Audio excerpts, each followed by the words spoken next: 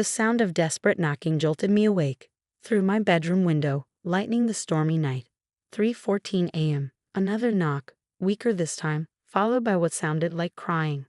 I grabbed my phone, heart racing as I made my way downstairs.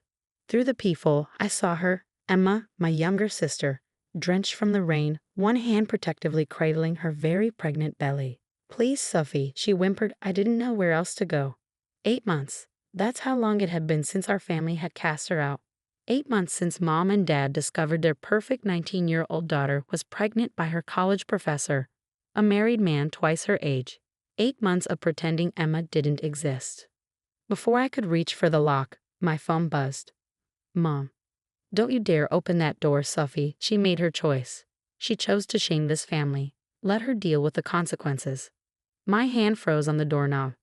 At 24, I'd always been the responsible one, the one who followed rules, who never disappointed our parents. Opening this door would change everything. "Sophie, please." Emma's voice cracked. "Something's wrong with the baby." I unlocked the door. Emma collapsed into my arms, her clothes soaked, her body shaking with sobs. Her skin felt ice cold, and her pregnant belly seemed lower than it should be. Fear gripped my heart as I helped her to the couch. "He kicked me out," she whispered, wrapping herself in the blanket I offered. "Marcus, he said he couldn't risk his wife finding out. I've been sleeping in my car for 3 days." My phone kept buzzing. Mom's messages grew increasingly threatening. "You're betraying this family, Sophie. Don't come crying to us when she ruins your life too. If you help her, you're no better than she is." I turned off my phone.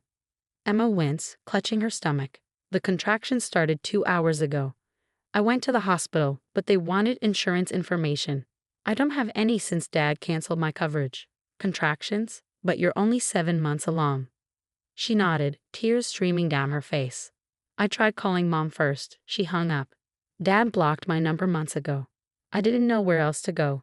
Looking at my sister, really looking at her, I saw how much these months had aged her. The bright, bubbly teenager who left for college last year was gone.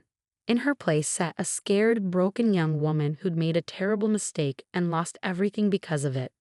"We need to get you to the hospital," I said, already grabbing my keys. "I don't care about Mom and Dad. I don't care about Marcus. You're my sister, and you're not going through this alone." "But Mom said." "I don't care what Mom said." My voice came out sharper than intended. "Look at what their precious reputation has done. They'd rather see you homeless, their own daughter, than face what people might say." Another contraction hit, making Emma double over in pain. They were getting closer together. "Sophie," she grabbed my hand, her eyes wide with fear. "I'm scared. What if something's wrong with the baby? What if?" "Don't think about that now. We're getting you help." As I helped Emma to my car, my phone lit up with a final message from Mom. "If you walk out that door with her, don't bother coming back. You're choosing a disgrace over your family." I looked at Emma, trembling in the passenger seat, both hands protectively wrapped around her belly. Then I looked at Mom's message again. "No," I thought. "I'm choosing family over pride. I'm choosing my sister over appearances. I'm choosing to be human." The rain pounded against my windshield as I drove toward the hospital, breaking every speed limit. Emma's contractions were now 5 minutes apart. Too close. Too early. "I'm sorry," she whispered between breaths. "I'm so sorry for dragging you into this. You'll lose everything because of me." I reached over and squeezed her hand. "You haven't dragged me anywhere, Em. I'm exactly where I choose to be." As we pulled up to the emergency room entrance, I made a silent promise to Emma, to her unborn baby, and to myself. Our parents might have turned their backs on family, but I wouldn't. Whatever came next, we would face it together. The ER doors slid open, and I helped my sister inside, leaving behind the storm, our parents' judgment, and a lifetime of choosing appearances over love. This was my choice, and I would make it again every time. The hospital waiting room buzzed with fluorescent lights and quiet desperation. I paced while filling out Emma's paperwork, using my own insurance information. Being listed as her emergency contact years ago finally meant something. "Sophie Porter," a nurse called out. "Your sister is asking for you."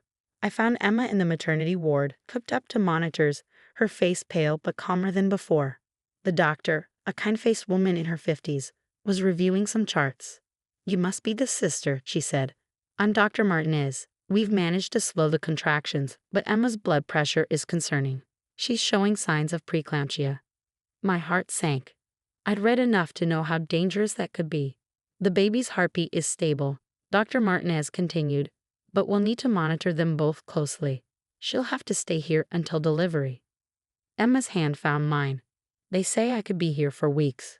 Then we'll be here for weeks, I said firmly. My phone vibrated. Dad this time. I stepped into the hallway to answer, bracing myself. Your mother is in tears, he started, his voice cold. How dare you undermine our authority? Authority? I laughed bitterly. Emma could have died in that storm. Your grandchild could have died. Does that mean nothing to you? That thing isn't our grandchild. And Emma stopped being our daughter when she chose to bring shame. Stop it. My voice echoed through the hospital corridor. Listen to yourself. Your teenage daughter was manipulated by a predator, and instead of protecting her, you threw her away. What kind of parents are you?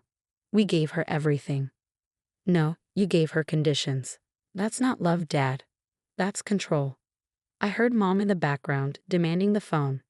Sophie, this is your last chance. Come home now, or you'll join Emma on the outside. Looking through the door window at my sister, something shifted inside me. The fear of disappointing them, the need for their approval, it all fell away. I am home, I said. I'm where I'm needed. Goodbye, Mom. I blocked their numbers before returning to Emma's room. She was crying again. I heard, she whispered.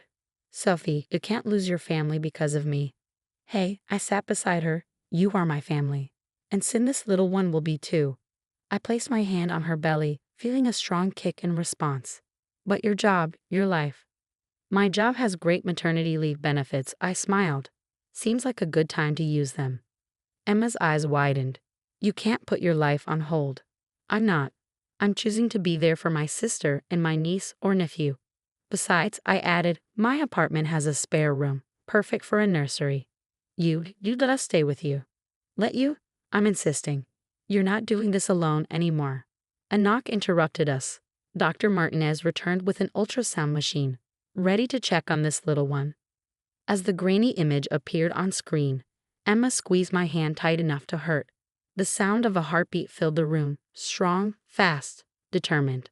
Looks like someone's eager to meet their family, Dr. Martinez smiled. Would you like to know the gender? Emma looked at me questioningly. I nodded encouragement. It's a girl, the doctor announced.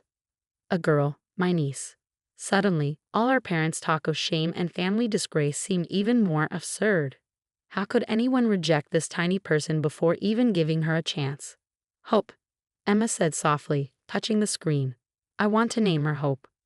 Perfect, I whispered, watching my sister's face glow with the first real smile I'd seen in months. After the doctor left, Emma grew serious. What are we going to do when Marcus finds out? He has connections at the university, he could make trouble. Let him try, I said. I've already contacted a lawyer friend. Once Hope arrives, we'll file for child support. If he fights it, we'll expose everything.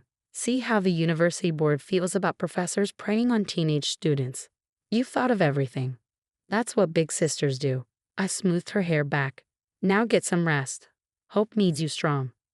As Emma drifted off to sleep, I watched the monitors tracking 2 heartbeats, my sister and her daughter, both fighters, both survivors. Outside, the storm had passed, leaving behind a sky starting to brighten with dawn. My phone contained dozens of missed calls from flying monkeys, family friends, relatives, even our family pastor, all eager to tell me how wrong I was, how I needed to respect my parents' wishes. I deleted them all without reading. Sometimes family isn't about blood or duty or reputation. Sometimes it's about choosing love over fear, choosing right over easy, choosing to stand beside someone when the whole world has turned its back. I looked at Emma, peaceful in sleep, one hand resting protectively over Hope. In a few months, our little family of 3 would start a new chapter. It wouldn't be easy, but we face it together. That was my choice, and I'd never been more certain of anything in my life. 6 months later, I sat in my living room, watching Emma sing softly to Hope while feeding her. My niece's tiny hand wrapped around her mother's finger, those bright eyes, so much like Emma's, taking in everything.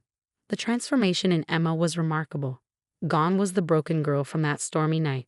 In her place was a devoted mother who tackled online classes between diaper changes, determined to finish her degree. "She's getting so big," I said, putting down my laptop where I'd been working from home. 5 months already, Emma beamed. "Can you believe it?" The doorbell rang. Emma tensed. She always did when someone unexpected arrived. Old fears died hard. I checked the security camera I'd installed and froze. Mom stood outside, alone, clutching what looked like a gift bag. "It's Mom," I told Emma, who immediately held Hope closer. "Want me to send her away?" Emma took a deep breath. "No. Let's hear what she has to say." I opened the door but didn't invite her in. Mom looked smaller somehow, older than her 50 years. Her eyes fixed on the baby in Emma's arms. I brought something," she said, voice trembling. "For Hope." "How do you know her name?" I asked.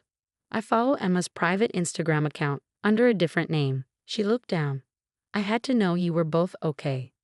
Emma stood, Hope secure in her arms.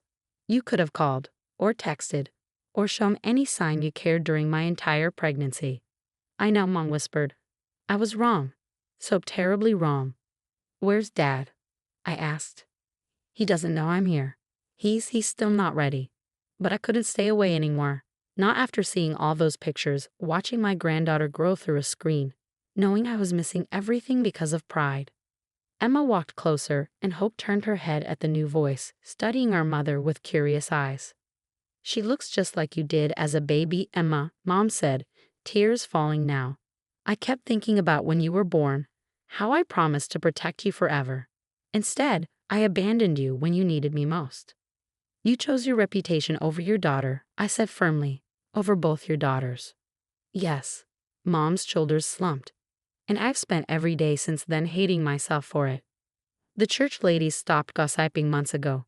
The relatives moved on to new scandals. But I lost my children, and that pain never went away. Emma shifted Hope to her other arm. "What do you want, Mom?" "A chance," she said simply. "Not forgiveness. I haven't earned that yet. Just a chance to try to make things right. To be the mother I should have been, the grandmother Hope deserves." "And Dad?" "I'm leaving him," Mom said, surprising us both. He refused to even look at Hope's pictures. I realized I couldn't live with that kind of hatred anymore. I got my own apartment last week. I shared a look with Emma. We built a good life these past months. Hope was thriving, Emma was healing, and I found unexpected joy in our little family unit. Could we risk letting in the person who'd hurt us so deeply? "We'll need time," Emma finally said. "And there will be rules. You can't just walk back in like nothing happened." "I understand," Mom nodded eagerly. "Anything you need." First, I stepped forward. "You need to acknowledge what really happened with Marcus. Emma wasn't some wayward teen who shamed the family. She was a victim of predatory manipulation by someone in authority."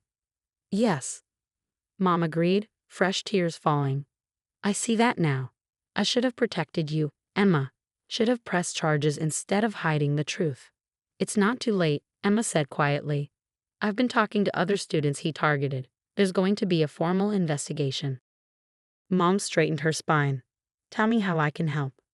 Hope chose that moment to let out a happy gurgle, reaching toward the gift bag Mom still held. Despite everything, I smiled. "What did you bring her?" Mom opened the bag, pulling out a worn teddy bear. This was Emma's first stuffed animal. "I kept it all these years." Emma's breath caught. "Mr. Snuggles. I thought he was lost in the move." "No," Mom said softly. "I saved him, hoping someday." Hope reached for the bear, and Emma slowly moved closer, letting Mom place it in the baby's eager hands. As Hope hugged the bear, our mother got her first close look at her granddaughter. "Hello, precious girl," she whispered. I watched them, 3 generations of our family's women, each carrying their own scars, their own hopes. The road ahead wouldn't be easy. Trust, once broken, takes time to rebuild. But standing there, seeing Hope smile at her grandmother, while clutching a piece of her mother's childhood, I felt something shift. Sometimes healing comes in unexpected ways. Sometimes it takes a tiny hand to bridge the gaps between hearts. And sometimes, when you choose love over pride, love finds ways to multiply. "Would you like to hold her?" Emma asked softly. As Mom took Hope in her trembling arms, her face lighting up with wonder, I realized we were all making a new choice. choosing to build something stronger from our broken pieces, choosing to write a different story for hope's future. A story of redemption, of second chances, of love that grows strong enough to overcome pride. A story that began on a stormy night with a choice, and continued now in the sunshine of a new day with another choice: to heal together.